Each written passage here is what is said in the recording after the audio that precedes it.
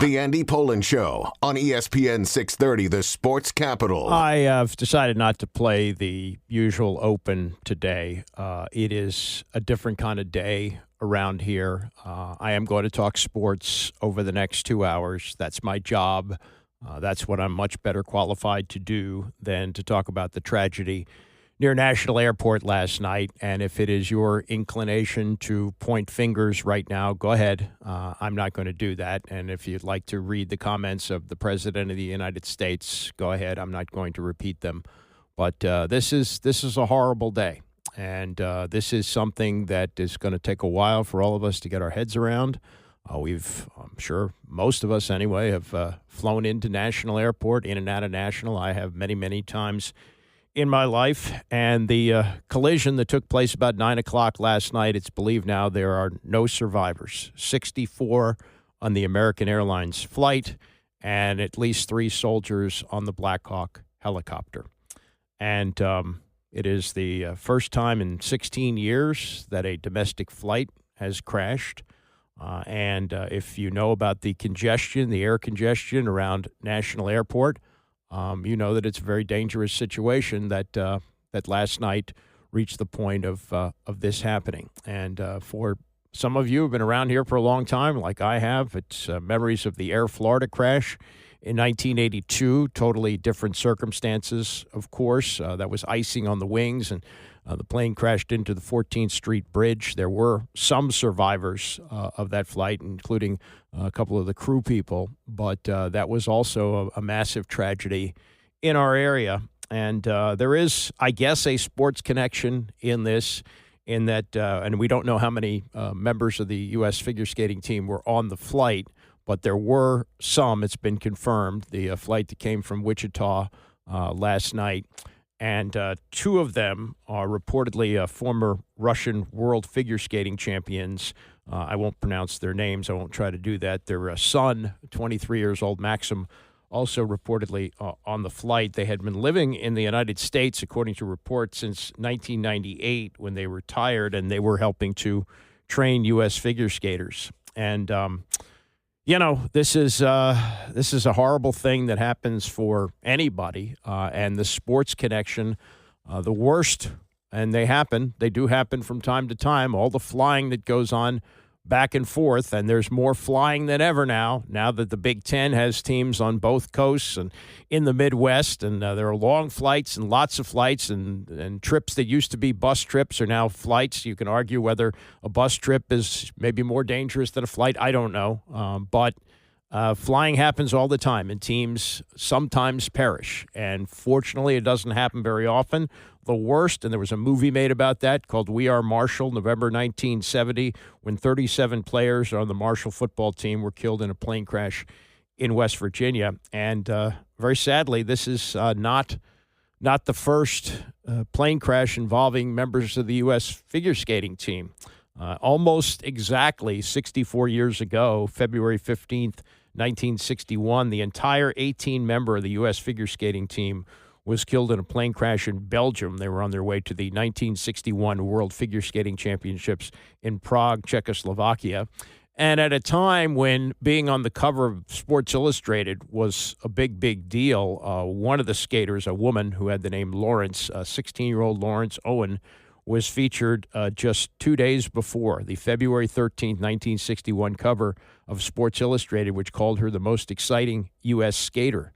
And that issue was on the newsstand as the news came that the entire 18-member team had been killed in a plane crash in Belgium. In addition to the skaters on this flight, 1961, 16 people accompanying them, including family, friends, coaches, and officials, were also killed. There were 38 other passengers on the flight, and there were no survivors. Investigators were unable to determine the exact cause of the crash. I would imagine the technology 64 years ago is not what it is today, so I don't know about the black box and so forth, but there was a crash, and the entire flight perished.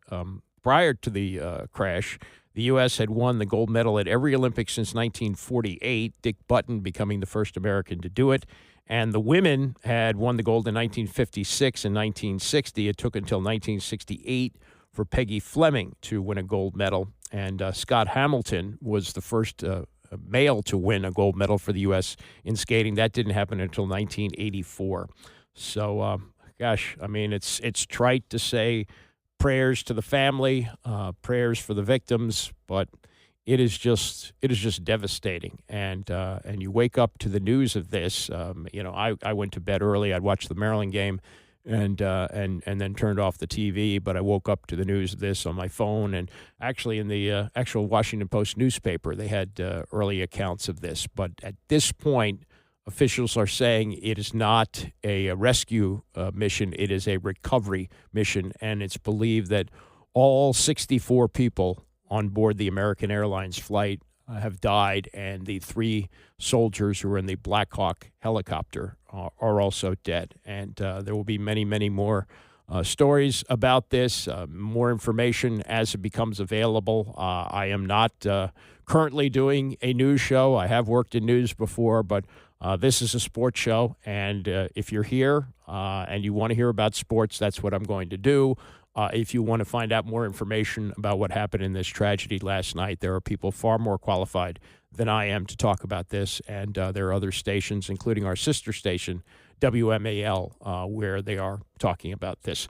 So no easy way to make a transition on this, but we are a sports show here, and I like to do historical things, and a much happier historical note, different than the figure skating story that I just talked about. It was 60 years ago today that DeMatha beat Power Memorial in front of a packed house at Cole Fieldhouse, and it really changed how high school basketball was viewed. And it remains 60 years later, 60 years to the day, if not the most famous high school basketball game ever played. It may be one that is got to be in the top 3 or 4, and certainly in this area, people who were around at that time and can remember it will remember what an impact it had, the coverage of it, how it was on the front pages of the sports pages, and there were multiple newspapers here at the time, at least 3 that I can think of, Washington Post, Washington Star, and there was the New York Daily News, which would later merge with the Washington Star. And that's how people got their news in those days. So newspaper coverage of something like this was a major event, and we'll get to more on that in the next hour. But last night in College Park, and Cole Fieldhouse is no longer used for basketball. It's been turned into a football facility. But they play at Xfinity Center. And I talked about this yesterday.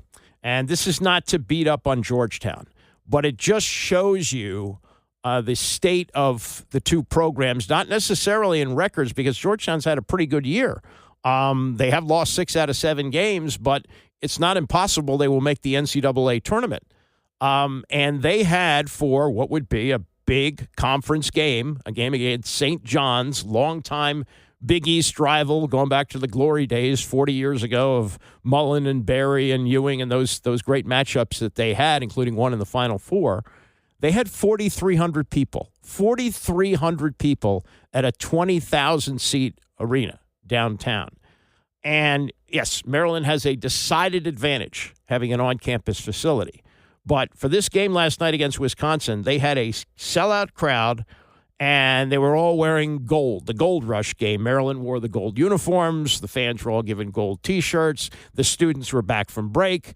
And it was as a college basketball game should be, with Kevin Willard after the victory last night, as they managed to put it away late with some great defense and some really timely threes, putting away Wisconsin 76-68.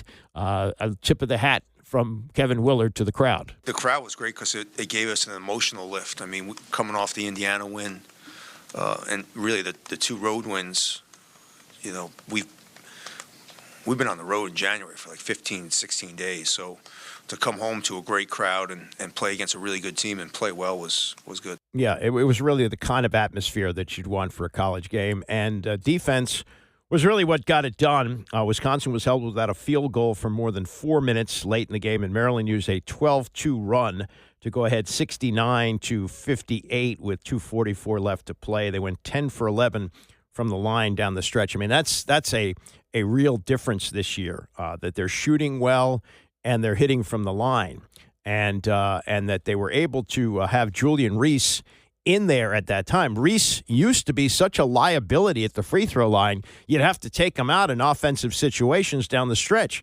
He's really turned that completely around. He's money at the free throw line. Whoever worked with him or whatever he did in the offseason has been huge. And you know, I mean, Derek Queen is the one that's gotten all the publicity, and he may still be a lottery pick, but he's struggling offensively.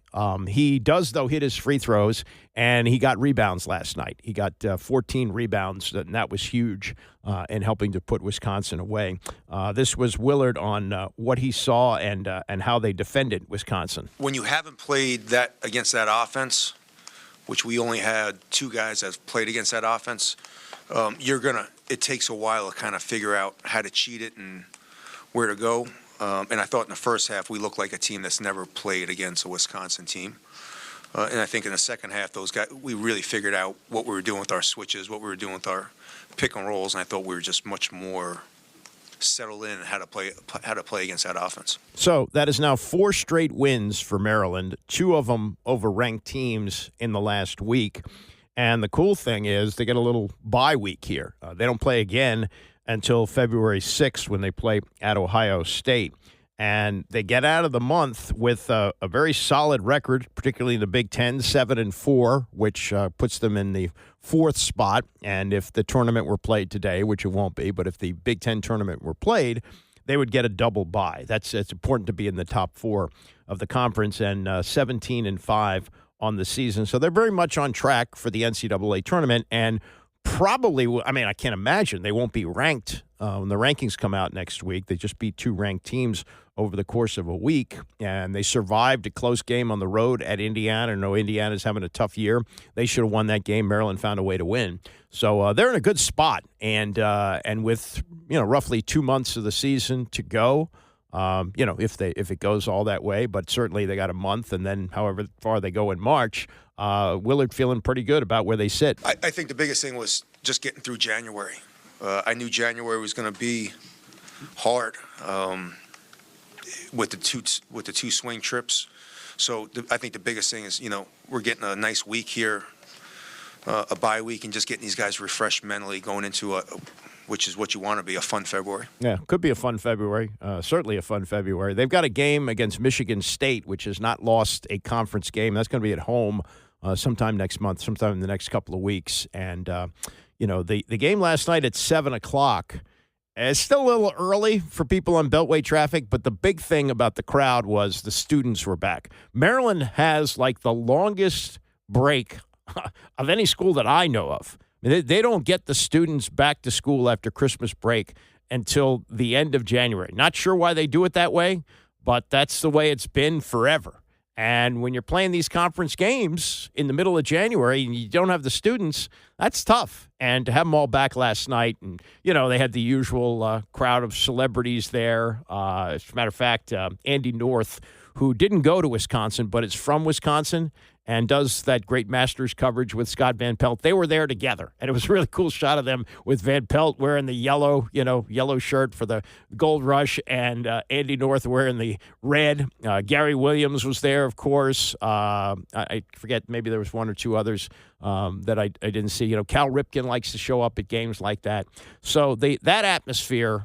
And, again, somebody needs to sit down with the people at Georgetown and figure something out, because you just can't be playing league games in front of 4,300 people when, you know, right across the city, Maryland's playing a league game, and it's packed and it's loud and people are into it and they unfurl the flag. And, I mean, you know, Georgetown used to be on that level. And they're not a bad team this year. They're not what they were during the Ewing years when, aside from that miracle run to the NCAA tournament when they won the Big East in, I think, 2021, it was a miserable experience.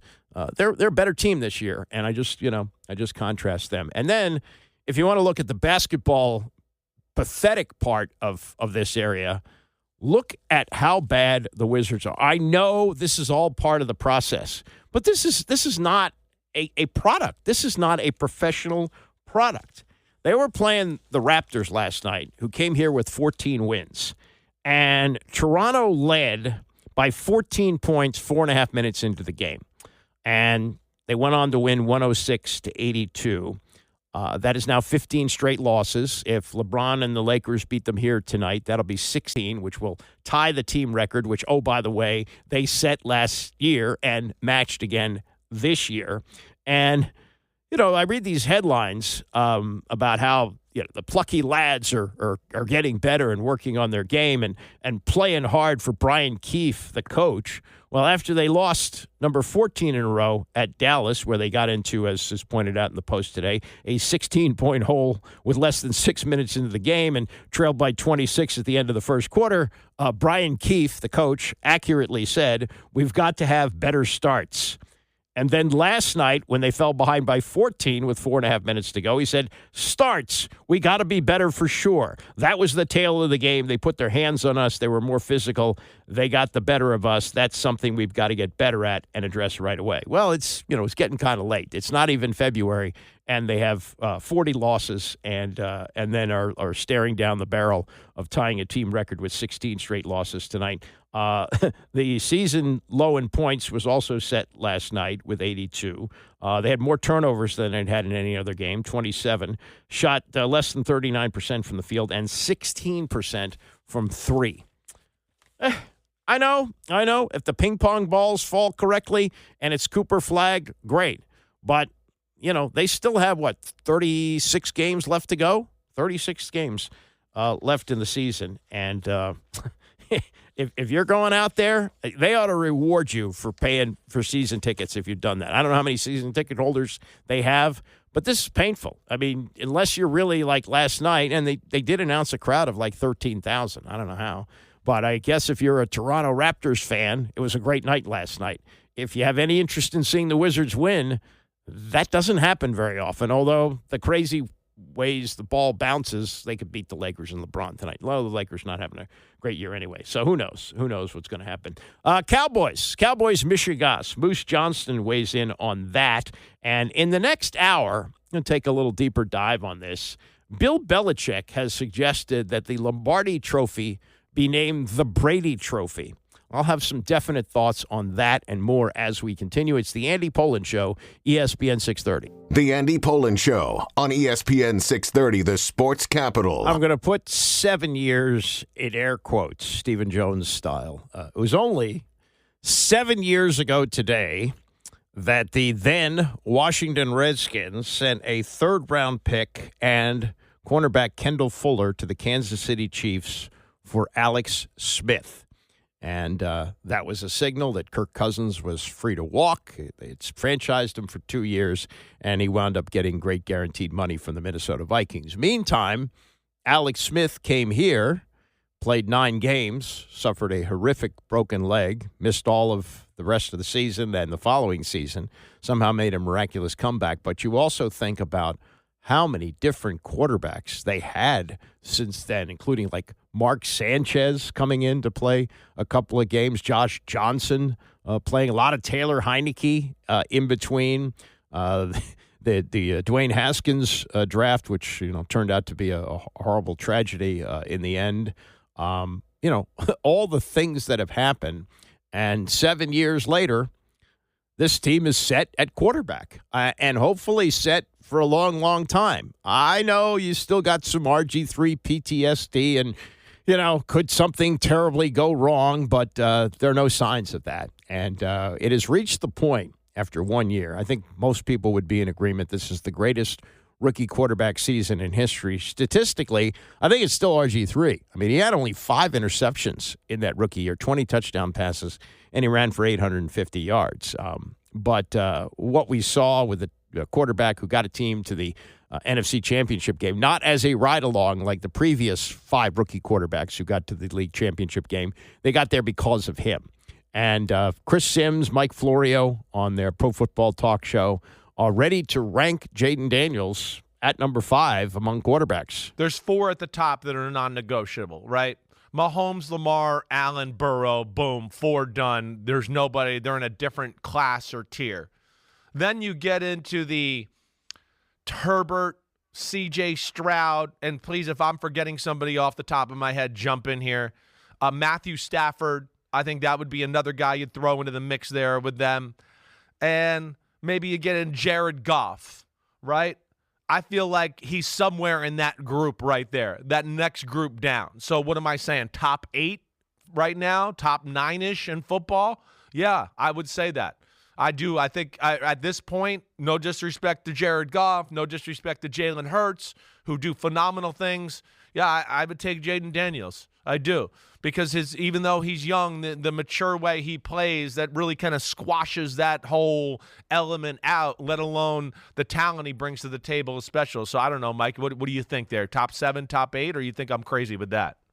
I think you can make the argument that he takes the 5th spot over the top 4 AFC quarterbacks who are non-negotiable. Yeah. I think you can make that argument. I think he is the best quarterback right now in the NFC. I'd rather have him than Jared Goff. How dare you? You left out Sam Darnold. But you start thinking about the NFC quarterbacks. You know, Brock Purdy was going to be the next big thing. We don't know where he really is, what he really is after 3 years as a starter. I think next year is going to be pivotal for him. Yeah, look, I think going into the season, if you said for the next couple of years anyway, who would you rather have, Jaden Daniels or Brock Purdy, many would have said Purdy. Now, if you had to win a game and realize, the players that are around the top 5 guys. I mean, Jalen Hurts is in the Super Bowl, and he's a great quarterback, but he's got a great team around him, much better team around him than Jaden Daniels. So at number 5, I think that's reasonable. And, you can even look at the top 4 and say, who's he breathing down the neck of? Because the one thing we saw about from him was that he improved dramatically over the course of the season.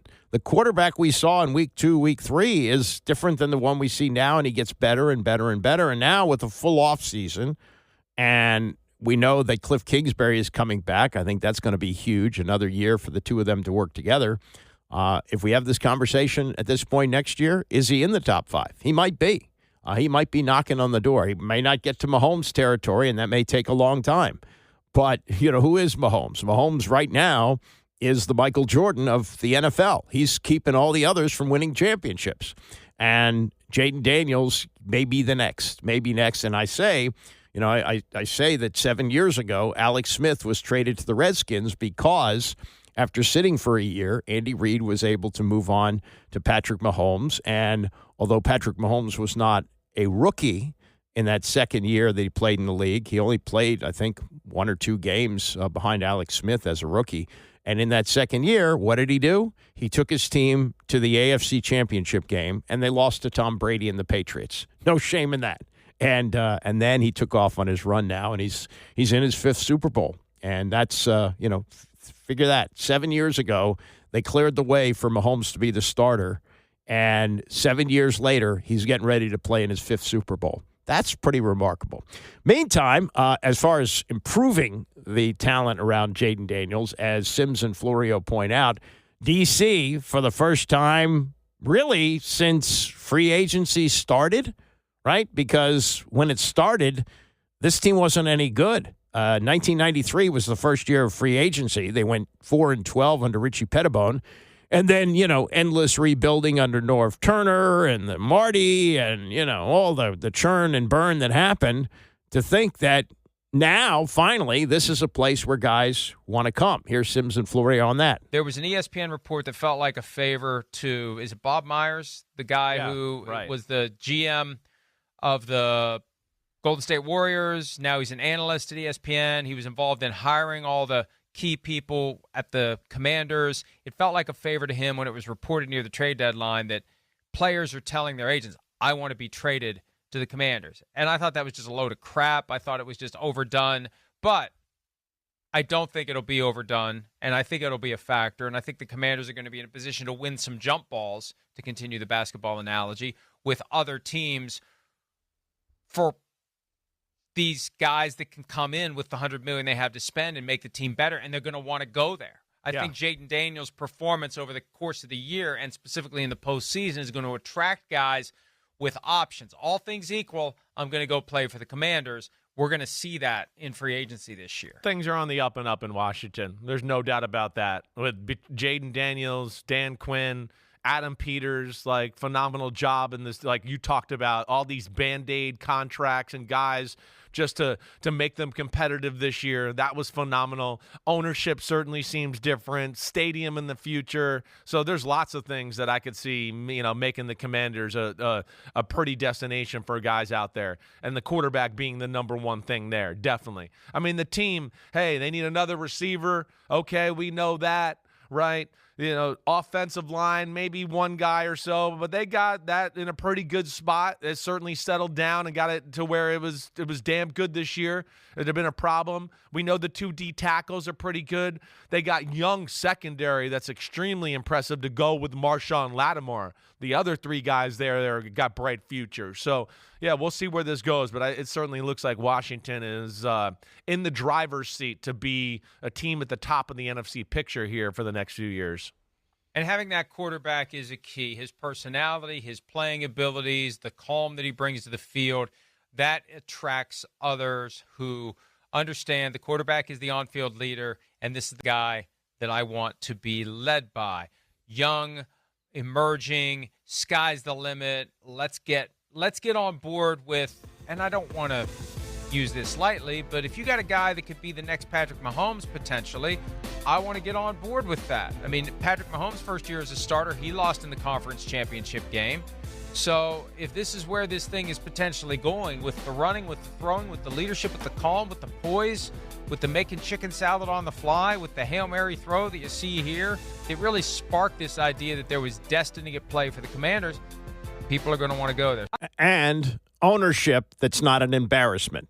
I urge you, if you've not read the Don Van Natta, Seth Wickersham piece on how Dan Snyder, quote, effing hates it that this team is good, and the misery that he's living in, and as miserable as it can be with a $6 billion fortune, just realize how much things have changed. And another example of that, as I have my newspaper in front of me, Josh Harris took out a full-page ad on the back of the sports section today with pictures from the season, of celebrations of for example, in the corner of Darryl Green's number retirement ceremony, Jaden Daniels holding up his jersey after he was drafted, the introduction of Dan Quinn as coach, all those things. And I won't read the whole letter, just a couple of paragraphs here. He writes, "Dear Commanders fans, this season marked the beginning of bringing Washington football back to its status as a premier franchise in the NFL and restoring the significance, pride, and sense of community that the team has represented for decades. Growing up in Chevy Chase, I remember Sundays when the entire DMV came together in support. Those memories shaped my vision for this franchise, and I will continue to strive tirelessly to build a team that unites and inspires for years to come." When we became, and this is a great word because Snyder referred to this word on his exit statement, he referred to himself as a steward. No, you weren't a steward. You were a destroyer. You're a guy who made a mess of this team.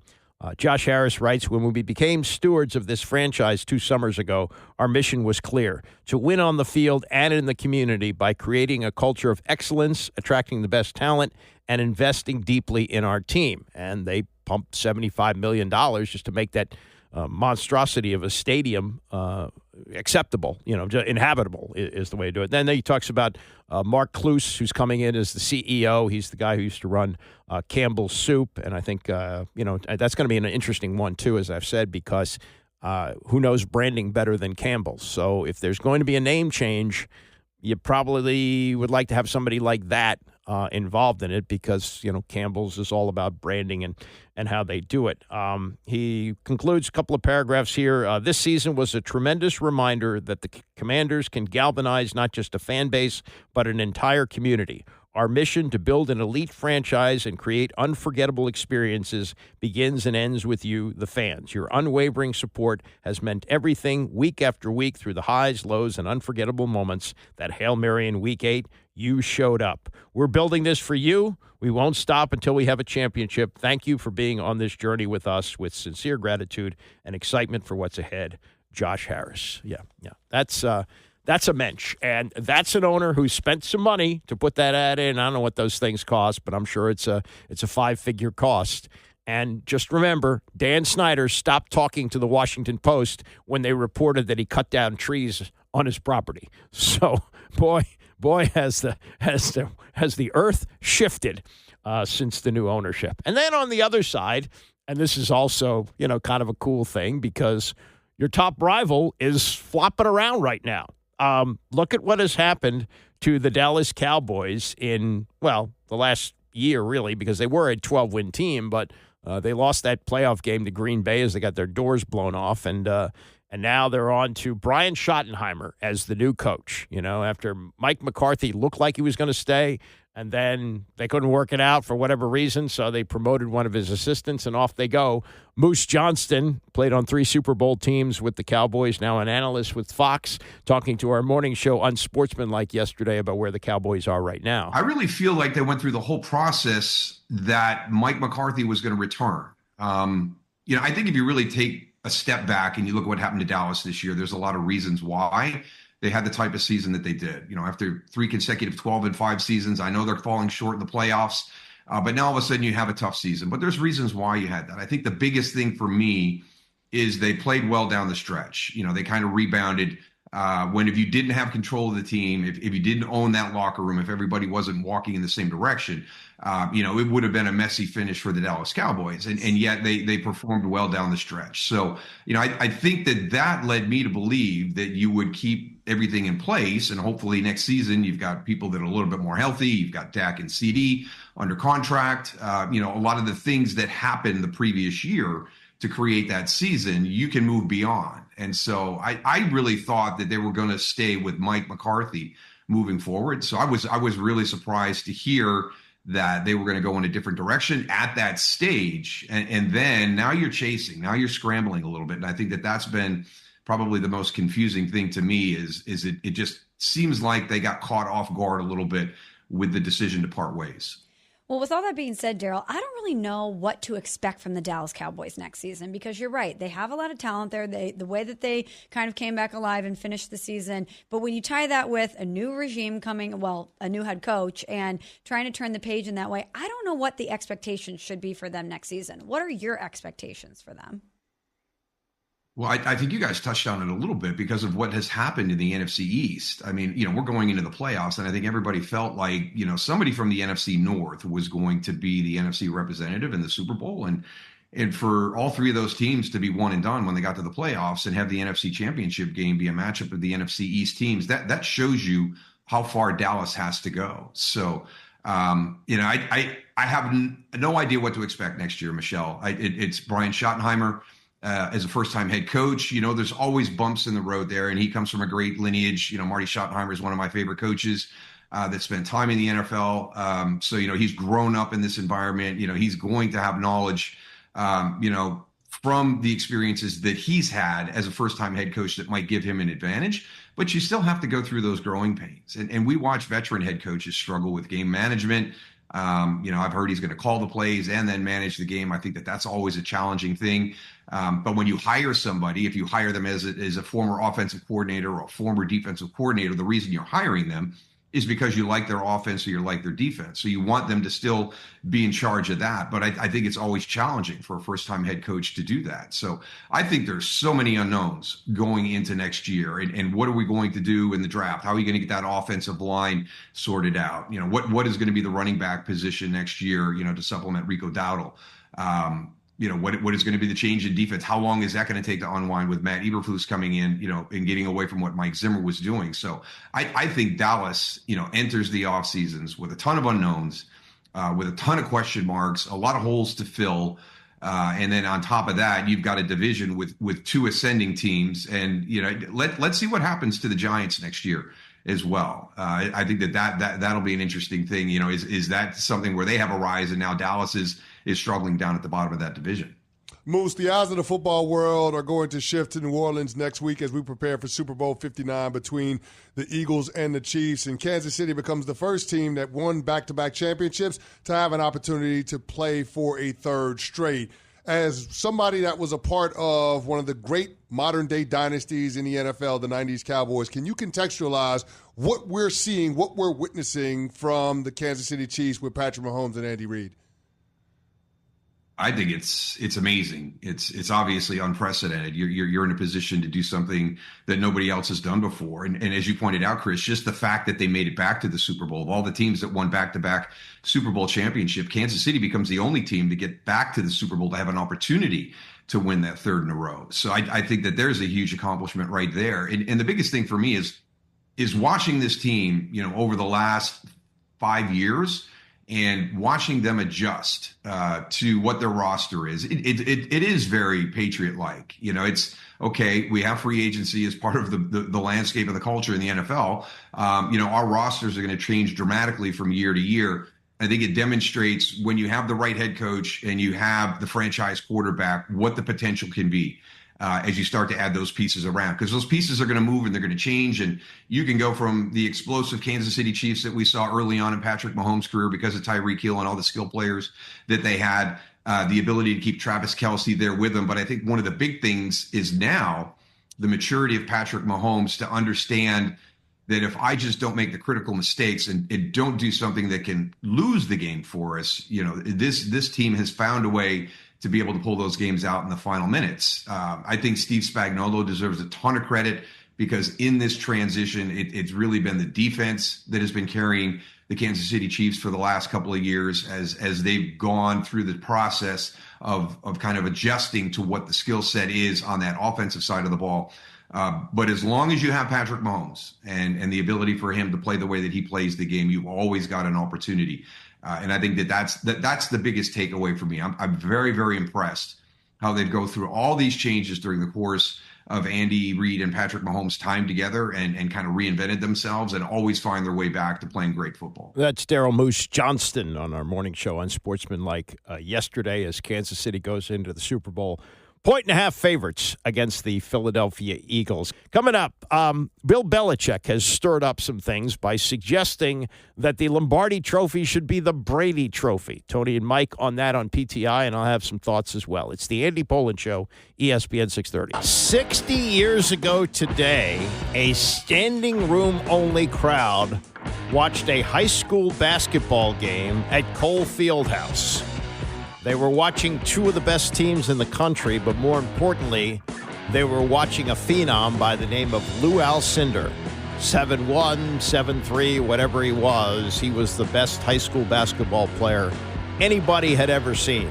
And that game, the DeMatha Power Memorial game, stands out 60 years later as perhaps the most significant high school basketball game ever played. I'll have a full look back on that later this hour. Adam Silver, commissioner of the NBA, thinks the games are too long. They average 2 hours and 15 minutes. Adam Silver, and you'll hear him say this, as he said yesterday on the Dan Patrick Show, he's interested in 4 10-minute quarters in keeping with the way international basketball is played and college basketball, where the women play 4 10-minute quarters, the men play 2 20-minute halves. I guess, you could probably make an argument that, two halves or 2 quarters for each half would be better for the men. But whatever it is, this is a suggestion by Adam Silver, and it addresses one of the raging controversies about the NBA, load management. Well, if you're cutting down the number of minutes per game, theoretically, you're cutting down the number of games if you average it out over the course of a season, over 82 games with, 8 minutes a game cut off. It's worth considering. We'll hear his explanation of that coming up. Look, whatever you want to say about Adam Silver, he was out in front on gambling. He was the one who said, hey, look what's happening in Europe. People are betting on their phones while the game is going on. We're going to have that. People say, we can't have gambling. Now we have it everywhere. It owns professional sports. So, it's a thought, and we'll get to that coming up. But meantime, this really, when I heard this yesterday, I thought, you got to be kidding me. And this is something that Bill Belichick said. This is like a 25-year-old hot take. It's Bill Belichick. Now, I'm going to play the audio from this because I think you have to have the perspective on this, and you have to have context. That's a better word. Context for what he said. But it got out yesterday. Bill Belichick says that they ought to change the name of the Lombardi Trophy to the Brady Trophy, which is complete nonsense as far as I'm concerned, but it's picked up some steam with people going, yeah, that kind of makes sense. Let me first give you a little bit of history here on how it became the Lombardi Trophy. It happened at a time when you didn't have statues being built for living people. Not that I remember anyway. That I thought reached a point where it got ridiculous, like where they had to take down Joe Paterno's statue at Penn State. That's when I said you should never put up a statue to a living person.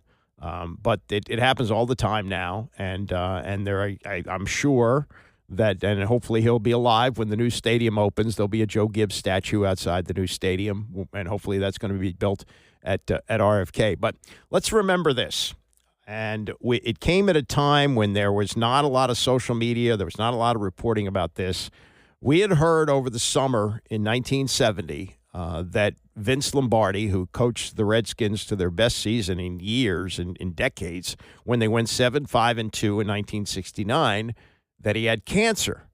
But there weren't like regular briefings about that. I don't remember, stories always, near death or anything. And then, one day we find out in early September of 1970, I remember I was in 7th grade, that Vince Lombardi had died.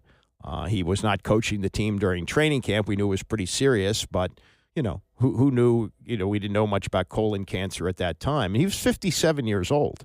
It wasn't like Vince Lombardi was in his 80s. He was a young man. He was 57 years old. And it was tragic. It cast a pall over the NFL. And they reacted pretty quickly. He died in September of 1970.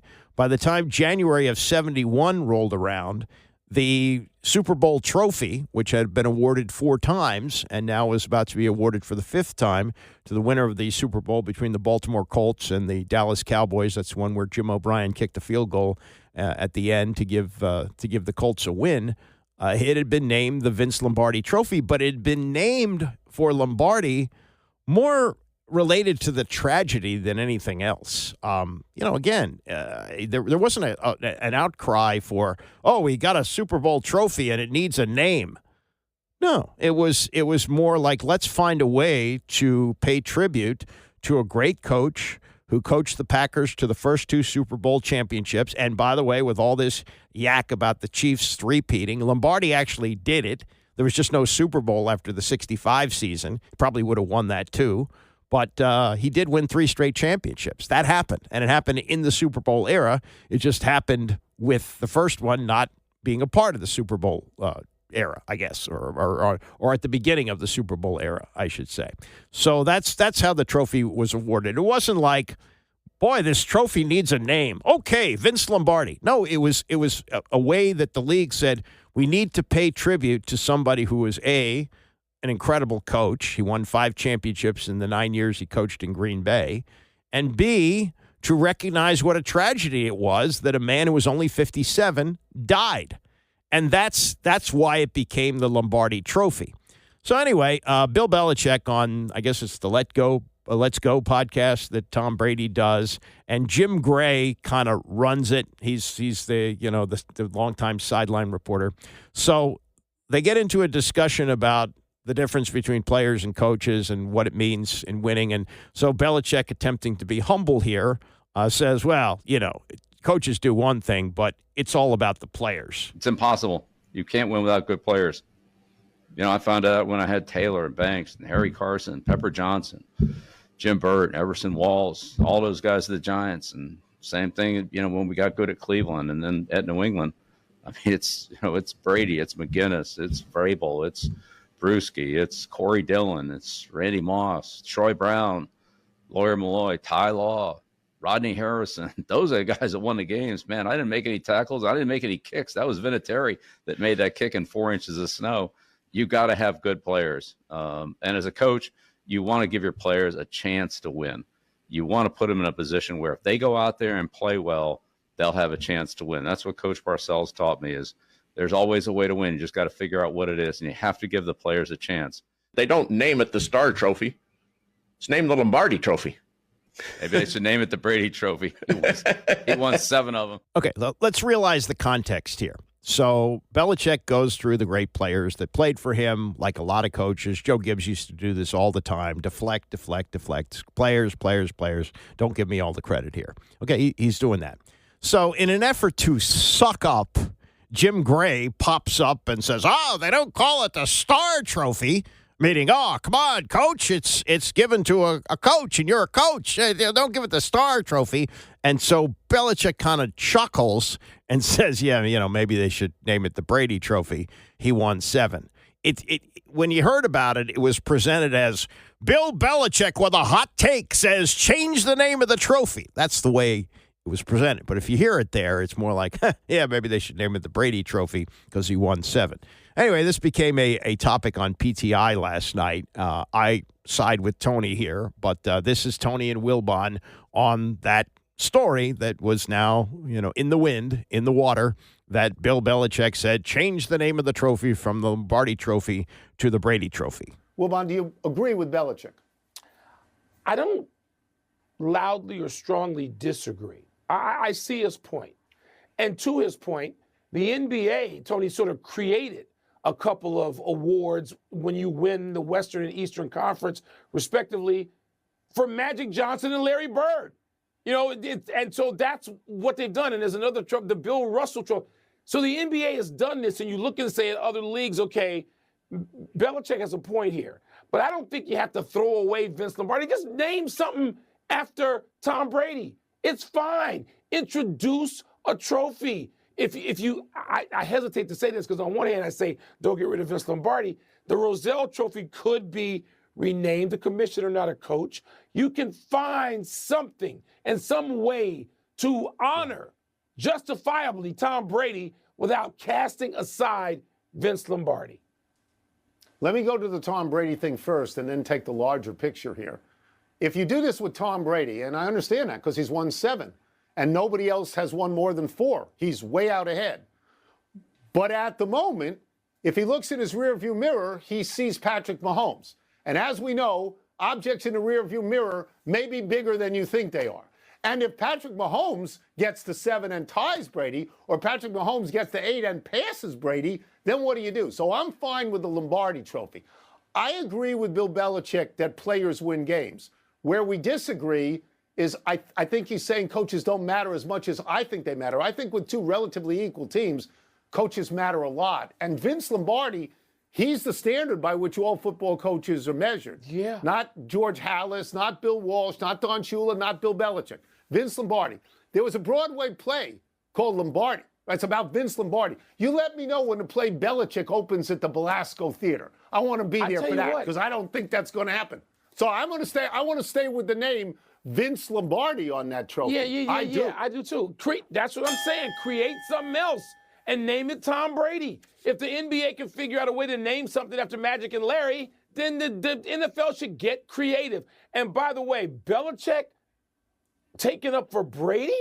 That sort of goes against all that we've heard over the last couple of years, doesn't it? Yeah. I wonder if Brady would want to rename the Lombardi Trophy the Belichick Trophy. Well, look, you had the Brady Roast, which was on Netflix. Belichick participated in that. And more importantly, that's Tom Brady's podcast that Belichick said that on. So let's realize that. So I don't think there's really any bad blood between the two of them at this point. But back to the main issue, and Tony's 100% right. If Patrick Mahomes wins 7, do you rename the Brady Trophy the Mahomes Trophy? No, it's ridiculous. And the example that Wilbon gave of the Magic Trophy and the Bird Trophy, that's different. Those two guys transformed the NBA, and it was perfect because one was in the East, one was in the West. They had different personalities. Their teams had different personalities. That's what really, it happened in the 80s, but that really brought the NBA into a whole new era. They deserve that. And as far as the finals MVP, giving it to Bill Russell, I think they named the trophy while he was still alive, but Bill Russell won 8 straight. So there's fine. I don't think Tom Brady transformed the NFL. He won a lot of Super Bowl championships, but if you have to name this trophy after a player, you might name it after a player who won only one other postseason game besides that Super Bowl, the AFL Championship, to get to the Super Bowl and had more career interceptions than touchdowns, and that would be Joe Namath. You know, Joe Namath really put the Super Bowl on the map or made the Super Bowl super. And I believe until that game, it was called the AFL-NFL Championship. And what he did was make people realize, wait a minute, this merger is going to happen. And it's not lopsided here, that the AFL really has some good teams, and as 18-point underdogs, they beat a Baltimore Colts team that had lost only one game all year and was considered invincible with the, by the way, MVP of the NFL in Earl Morrall, who had been the backup quarterback for the Colts and led them to that point. So if you really want to do this for an historical look in the way the example of Magic and Bird is used, call it the Namath Trophy. You might as well. I mean, if you're going in that direction. But to me, Tom Brady, no. And I don't think there's any real need to do this while he's alive. If when he passes away and the way he lives his life, that's going to be like 100 years from now, living on avocado ice cream, that maybe you name something for him. But I don't think there's a rush to do it. I don't think there's a real need to do it. Maybe you could argue, it helps you to recognize some of the history of the game. Okay, that's fine. But I think everybody growing up knows that Brady won more Super Bowls than anybody else. I think you have to go back to the root of this. I don't think if Vince Lombardi lived to be 87 years old instead of 57, and that trophy had not been named in his honor or anybody else's honor, it would simply be the Super Bowl trophy. I know that in the NBA you have the Larry O'Brien Trophy, and Larry O'Brien was the commissioner and passed away. And once he did, they named it in his honor. But if you really want to recognize somebody who brought the NBA into the successful era it's in now, it's David Stern. And using, the kind of logic that Tony gave there with Patrick Mahomes maybe winning more Super Bowls or as many as Brady and renaming it, would you take the Larry O'Brien Trophy and name it for David Stern, change the name of it? That's kind of the way Belichick is thinking there. Or do you name it, and then I guess people will debate whether it's LeBron or not, but I'm firmly in the Jordan camp. Should it be the Michael Jordan Trophy? Even though Jordan won 6 championships, Bill Russell won 11. So I don't know.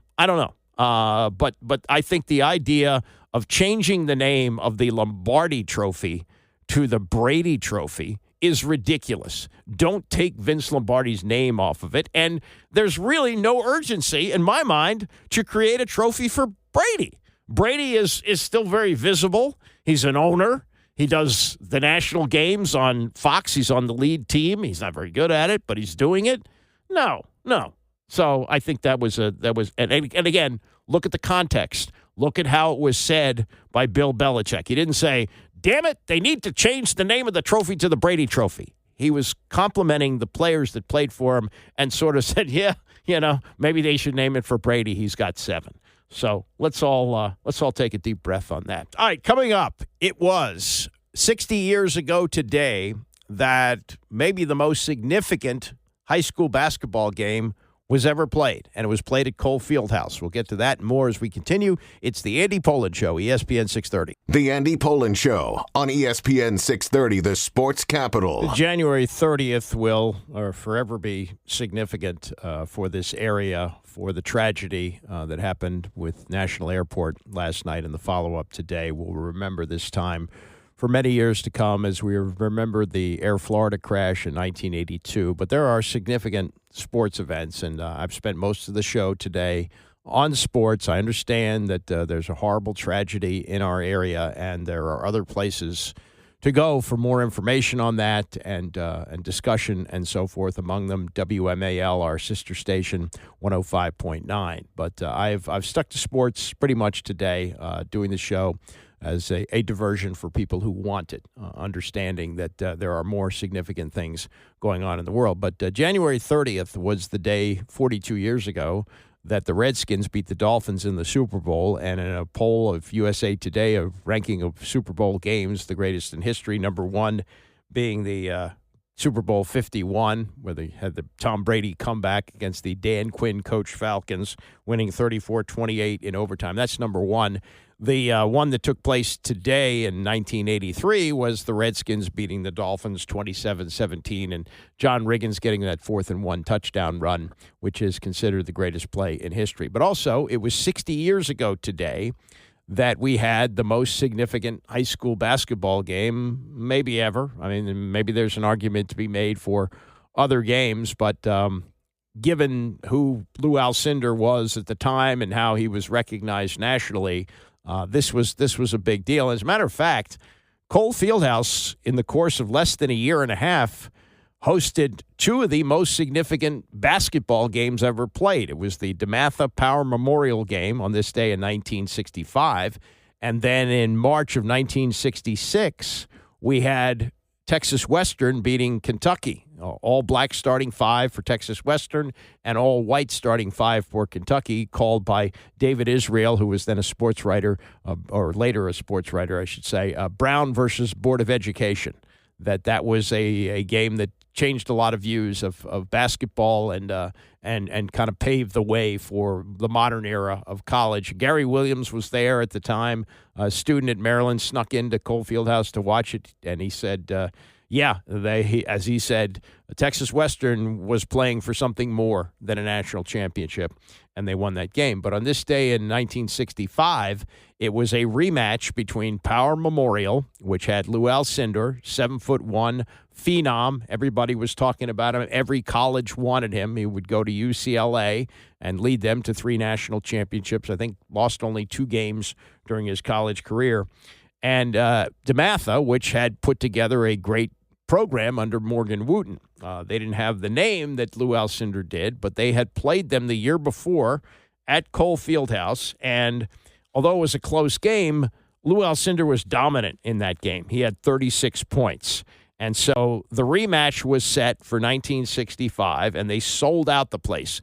They sold it out for the game in 1964, but a lot of that was walk-up. This game was sold out far in advance, and tickets were going for $1 and being scalped for a mind-blowing number, $20. $20 in 1965 was a lot of money to go see a basketball game. But people were very interested in seeing Lou Alcindor play and also seeing if DeMatha could avenge the defeat from the year before. Now, it got a lot of buildup, and it got a lot of buildup from a newspaper photo. Those days, no social media. There was television, though this game was not televised. And on the front page of the Washington Post sports section was a picture of Sid Catlett, who was the biggest player on the team, like 6'7", and Bob Whitmore, who was maybe 6'6". They were the two big men for DeMatha. They were using a tennis racket to simulate the size of Lou Alcindor. And so that got a lot of people interested in going to the game. And Morgan Wooten, that night, the coach at DeMatha, he'd been playing 7-8 players on a regular basis. He played only 5 in that game. All 5 of them went on to play major college, and 2 of them went on to play professionally. Both Catlett and Bernie Williams went on to play at Notre Dame. I'm sorry, Bob Whitmore and Catlett went on to play at Notre Dame. The point guard, Mickey Wiles, played at Maryland. And Ernie Austin went on to play at Syracuse.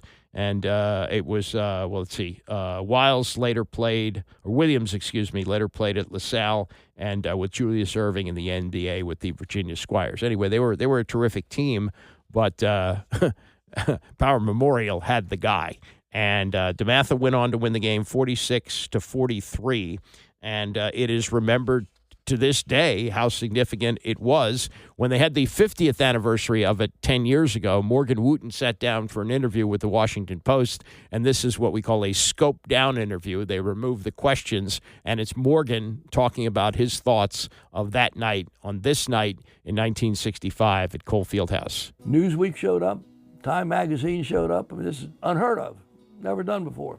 Going into this game, high school around the nation, it was just localized. You didn't know how good the teams were in California and maybe a little bit in New York, a little bit in Indiana, but everything was kind of localized.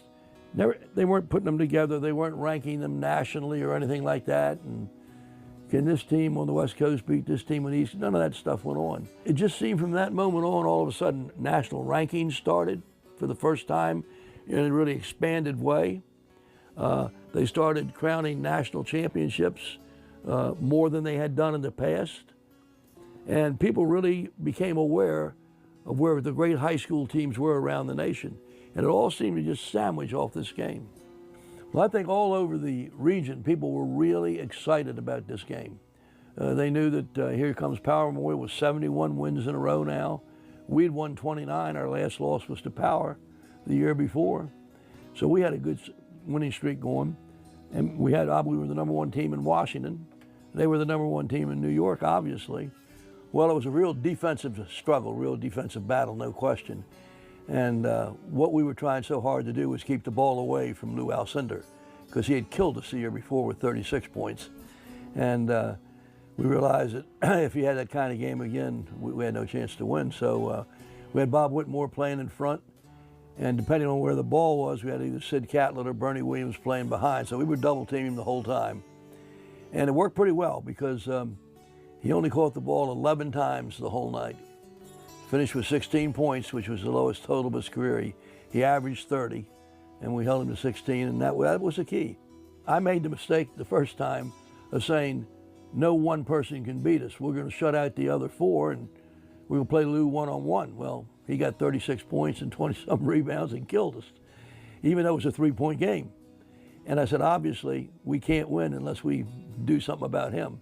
So what was really different is the second time, our philosophy was the other four can't beat us. We're going after Kareem, or Lou at the time. And we went after Lou, and it paid off. Our guards, Mickey Wiles, Ernie Olsen, they were doing some great trapping on key passers and dictating where the ball went to keep it away from Lou. And so we all felt like we were in pretty good shape. And my basic thought or statement to them was that defensively we're doing a phenomenal job, but right now we're not hitting as many shots as we would like, but defense was going to decide the game, and let's just keep doing what we're doing. We always substituted. We always went through about 8 players, and because we're good reserves, but we were playing so well and defensively getting the job done just incredibly. I didn't want to fool with it, didn't want to touch with it. Not broken, don't fix it. And so we just ended up, as it turned out, not playing, but we just had 5 guys go all the way. Well, the second half, again, the defense continued to be really, really good. And I can remember Mickey Wiles hitting a high jump hook over Lou Alcindor. So the tennis racket kind of paid off that we'd worked together with. And then right at the very end, Sid Catlett came through with a big bucket and a couple of free throws. And we actually pushed out to about a 5 or 6 point lead. And I knew we were in good shape. And in fact, I think I turned around to double check. My wife, Kathy, was still there, and she was expecting our first child any moment. And so it was a great wrap-up to a great game. And the most interesting thing, at the end there, I went up to the scores table to double-check that they were out of timeouts. And when I got back to the huddle, Johnny Jones, our great All-Metropolitan from 1962, who went on to play with the Celtics, he's down there coaching the team. I said, Johnny, what are you doing here? And he said, Coach, I got it from here. And everybody busted out laughing, and it was a great night. And we got our team together in the locker room. The year before, they had come over into our locker room to congratulate us on the great game we had played, even though they had won. So I was trying to get our team ready to go over to their locker room and return that type of sportsmanship. But they beat us to it again. They showed up, entered our locker room, led by Lou, and shook everybody's hand and so on and so forth. And it was just a tremendous time. I lit up a cigar, haven't been around Red Auerbach all those years. I had to do something to celebrate really a tremendous win, tremendous job by our kids. And we all went back to DeMatha and the adults and so on. We had a party and went pretty late that night, as I recall. Well, it feels great, obviously, that we did something that no one ever else was able to do. And it certainly was, as I say, turning point, I think, in high school basketball throughout the nation. And that makes us feel pretty good that we played a part in that. Well, certainly I can't think of anything that I would rank ahead of it. I've always made it a point not to compare.